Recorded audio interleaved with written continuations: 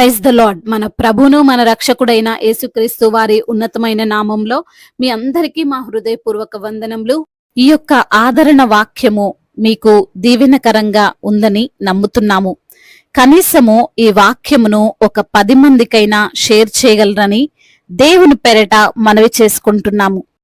ఈ రోజు దేవుని వాక్యము, యెహోవా కృపగలవాడు, ఆయన వాత్సల్యత ఎడతెగక నిలుచున్నది గనుక మనము నిర్మూలము కాకున్న వారము. విలాప వాక్యముల గ్రంథము 3వ అధ్యాయము 22వ వచనము. The steadfast love of the Lord never ceases, his mercies never come to end. Lamentation chapter 3 verse 22. ఈ రోజుకు గాను దయగలిగిన దేవుడు మనకు అనుగ్రహించిన వాక్య భాగమును బట్టి ధ్యానించుకుందాము. ప్రభునందు ప్రియమైన సహోదరి సహోదరులారా, దేవాతి దేవుడు ఈ రోజున డిసెంబర్ 31 రోజున మనకు ఒక మంచి వాక్యమును జ్ఞాపకం చేస్తున్నాడు.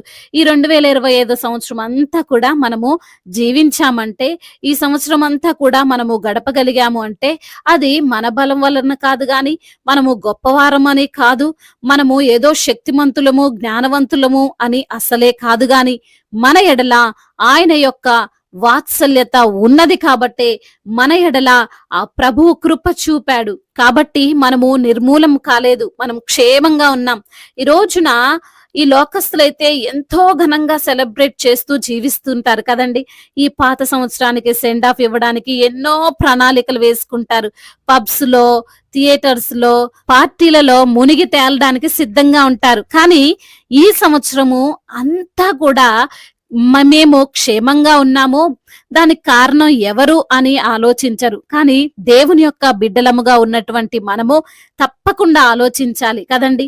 ఈ యొక్క 2025 మొదలుకొని మొదటి రోజు నుండి యేసు ప్రభు వారు కాపుదల మనతో ఉన్నది కాబట్టే మనము ఈ రోజున సజీవంగా ఉన్నాము.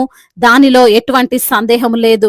ఇర్మియా భక్తుడు వ్రాసినటువంటి ఈ యొక్క గ్రంథంలో అతను అంటున్నాడు, యెరూషలేము పాడైపోయింది, ప్రజలు ఆకలి కేకలు వేస్తున్నారు, పట్టణాలు కాల్చబడి ఉన్నవి, ఆశలన్నీ కూడా అడియాశలైనాయి.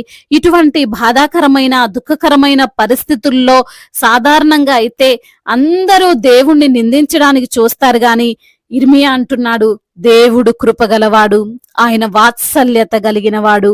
అందుకే మనము ఇన్ని జరిగినా, ఇంత వ్యతిరేకత ఉన్నా, ఇన్ని సమస్యలు ఎదురైనా మనము సజీవంగా ఉన్నాము అని ఈ రోజున మనకి కూడా ఇర్మియా భక్తుడు జ్ఞాపకం చేస్తున్నాడు. ప్రియమైన సహోదరి సహోదరులారా, ఏమనంటే ఈ 2025